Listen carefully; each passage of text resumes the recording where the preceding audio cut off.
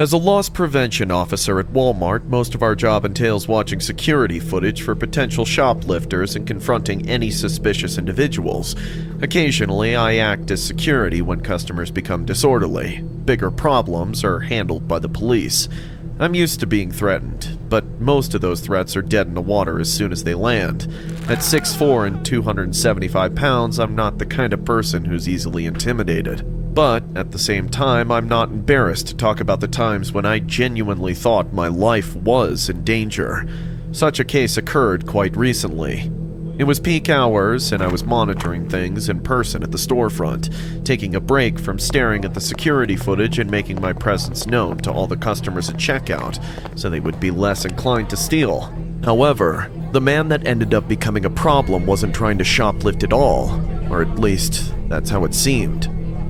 I spotted him over the heads of the crowd of people and made note of him due to the angry expression on his face. He was wearing a wide-brimmed hat and had a long beard with partially gray hair, and he was dressed sort of like a biker.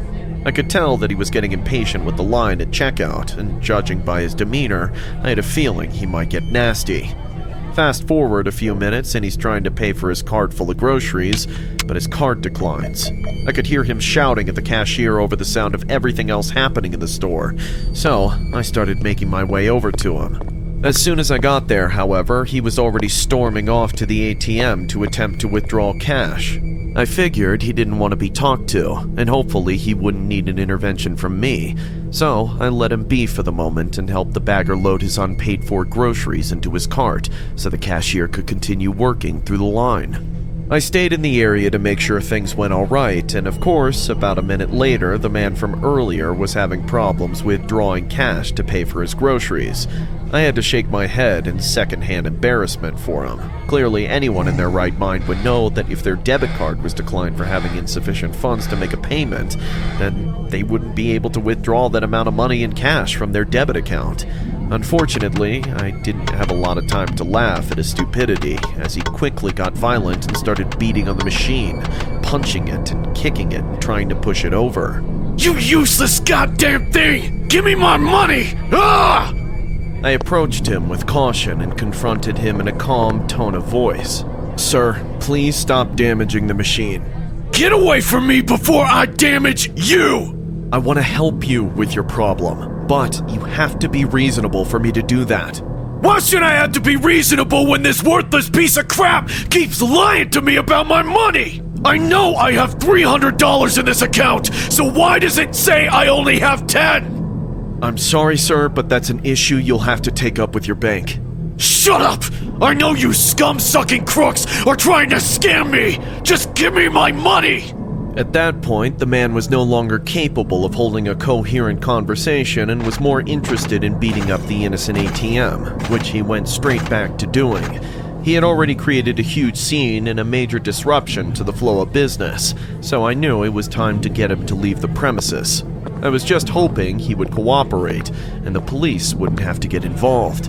I could see in this guy's eyes that a couple of screws were loose, whether it was from substance abuse or mental illness or whatever else. He was clearly capable of hurting people in his current state of mind, so I got stern and met him man to man. "Sir, you've got two choices right now. Calm down or leave." I knew he heard me, but he finished wailing on the machine for a few more punches before he stopped to look at me. "Don't tell me to calm down again unless you want a face full of my fist." "Then you've decided to leave. Allow me to escort you off the premises, or I'll be forced to get the police involved." "You pretentious little rent-a-cop! You're enjoying this, aren't you?" "Buddy, you had better just walk out that door already. If I have to tell you again, the cops will be on their way." "Fine! Just shut up! I'm leaving! Are you happy now?" Finally, the man left the ATM alone and pushed past me, headed for the door, still steaming mad. I followed him at a reasonable distance to make sure he didn't try to pull anything, as I very much expected him to do.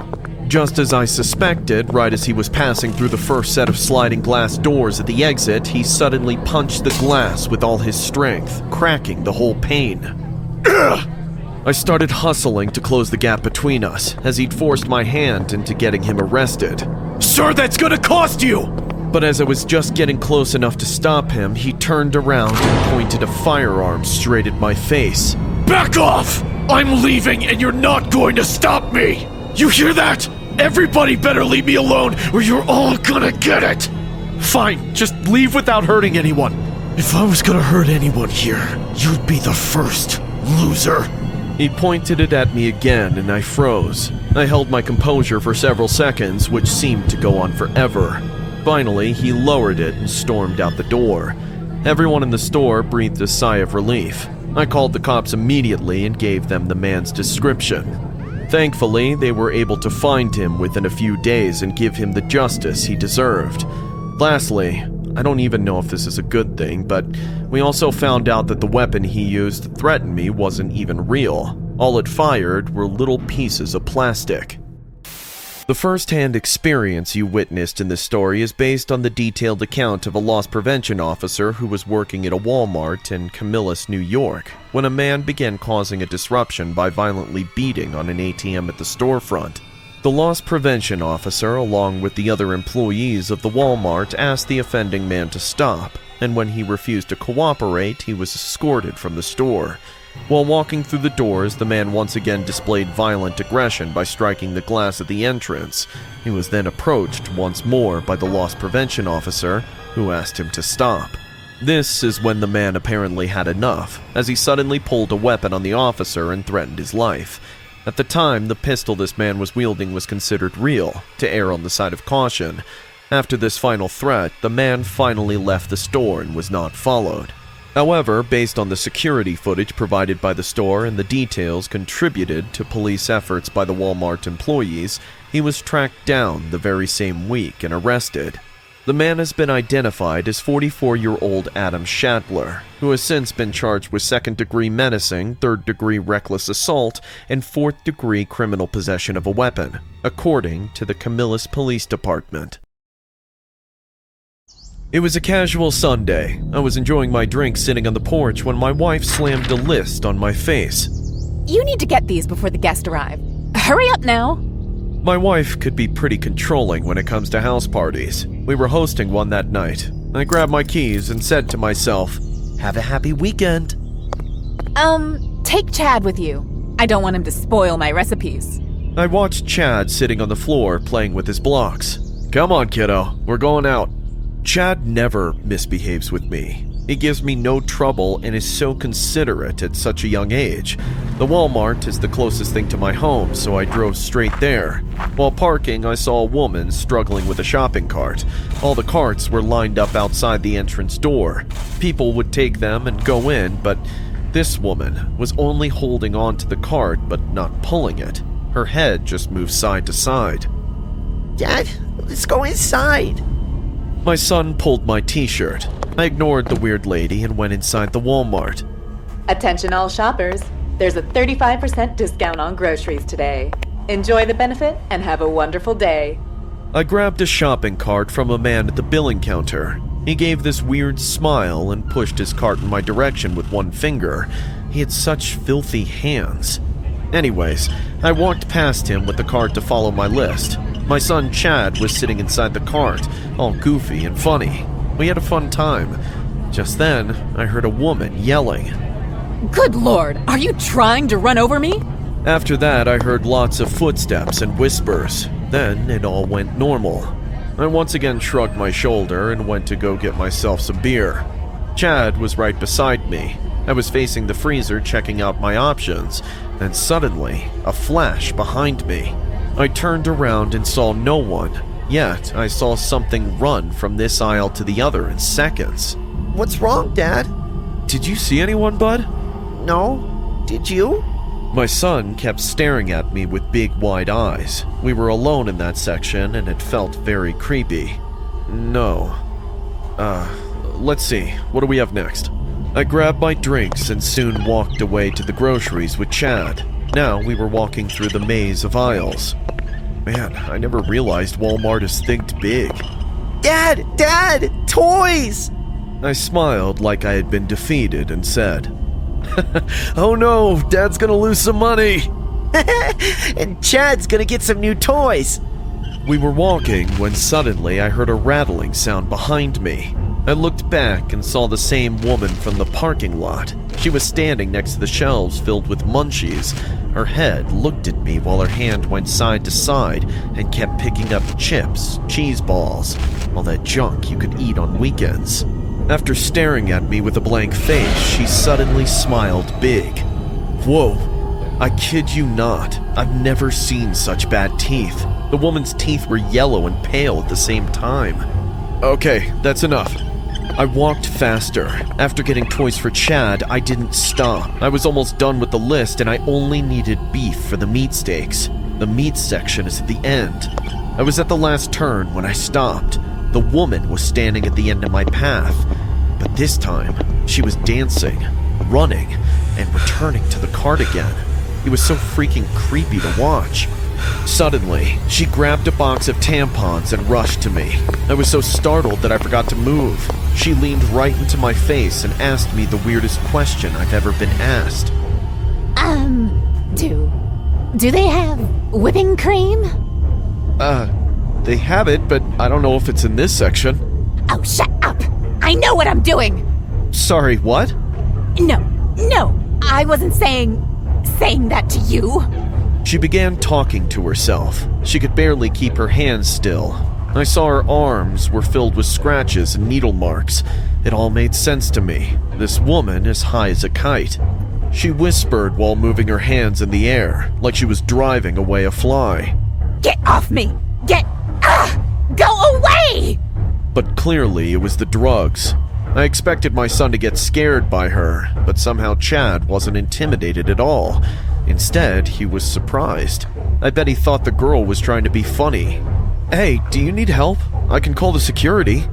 No, it's just my head. It never stops hurting. I know, I get it. Let me take you to the help desk, okay? She nodded her head slowly and started to walk with me. When we reached the help desk, I heard the woman yell. What now? What did she do this time? Okay, so people did see her being all weird and didn't offer to help her. Great.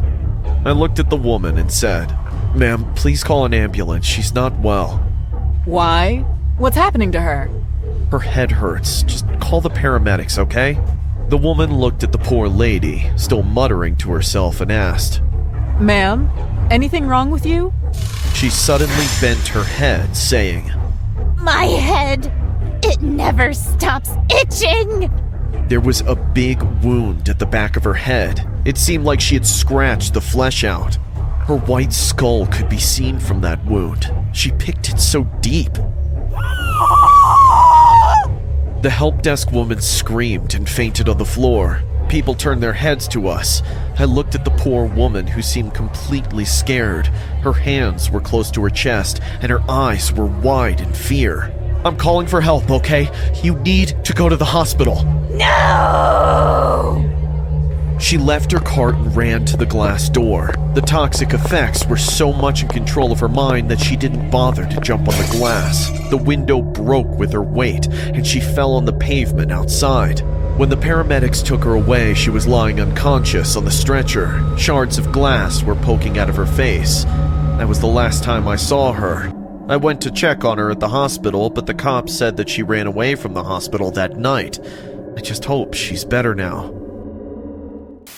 The story you just saw is based on this true footage captured at Walmart. A man was out shopping with his son when they came across this weird lady. The woman was constantly moving and fidgeting. At first, the man thought that she was being funny, but soon he realized that that isn't the case. The lady kept jumping and turning for no reason. Then suddenly, the lady approached the man asking about whipping cream. The man, obviously shocked, didn't know what to say at first, but then he told her to check out other aisles. The lady smiled creepily, biting her nails, and then walked away. She kept talking loudly while her body was totally out of control. The lady was later taken to the paramedics. She was a drug addict, and we hope she lives a happy life now. In early December, I ventured out to do some late-night shopping. I'm a 27-year-old woman who recently shifted to a new address. I'm a freelancer. Once I finish work, I like to go shopping, drive, or go to a friend's house. It was around 9:30 p.m. when I arrived at the Walmart close to my house. I'm not dramatic or have a habit of overthinking, but I'm aware of red flags in strangers and what precautions to take when out in public alone, especially at night. I always carry a couple self-defense items in my bag, a pocket knife and pepper spray. I also keep my car keys in my hand just in case. I parked directly in front of the store, next to a black Chevy, and noted the vehicles parked nearby. Nothing seemed out of the ordinary, and the parking lot was quite empty, most likely because it was a weekday. As I entered the store, I began browsing like usual, following the natural flow of the store departments, following the central aisle around. I had been browsing for only 10 to 15 minutes when I noticed a man, probably in his late 30s. He was average in height but big in size. He was dressed in a dirty yellow two-piece sweatsuit and muddy work boots. His eyes were fixated on the aisle full of Barbie dolls. Suddenly he looked over at me. I didn't want to give him the idea that I was watching him, so I smiled and said, Hello. but his face remained blank. I could tell he was high on something by how he stared. Feeling a little creeped out, I walked past him. I left that wing and went to the cleaning supplies. All was fine, until again, I saw that man. He was just wandering down the central aisle with no cart or basket, hands in pockets. He didn't seem to be with anyone either. A cold shiver ran down my spine. Is he following me? I pretended to shop and gradually moved to the other side. The man quickly disappeared behind an aisle. Several minutes had passed and I was grabbing some drinks. I was reading the label of the wine bottle when I felt a warm breath at the back of my neck. What the frack? What do you think you're doing, huh? No, this is a misunderstanding. I was only waiting for you to move to check the... Listen, you creep.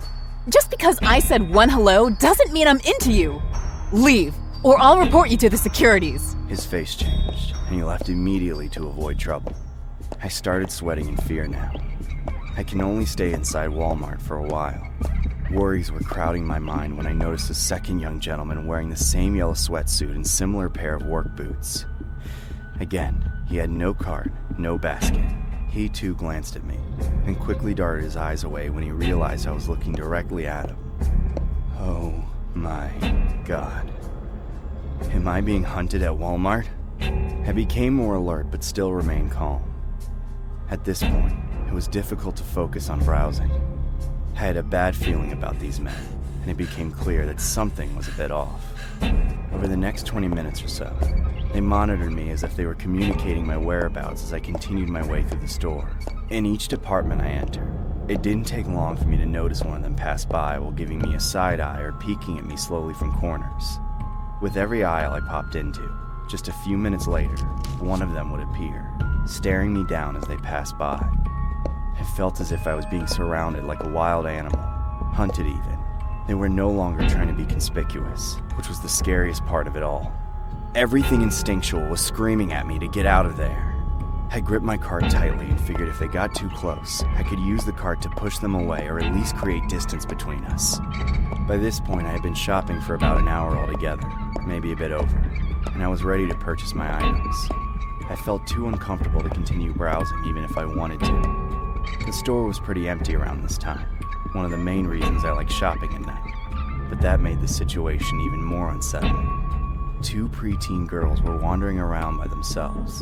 As I walked past them, something unexpected happened. The two men were now following me together, but the moment they saw those teenage girls, they stopped, their eyes fixed on them just as they did while watching those Barbie dolls.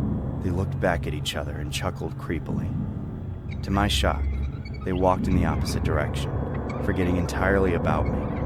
I went to the counter to bill myself out and return home ASAP. I was going to the exit when I saw those girls leaving as well. And just then, I saw those two men again. But this time, they were following those girls.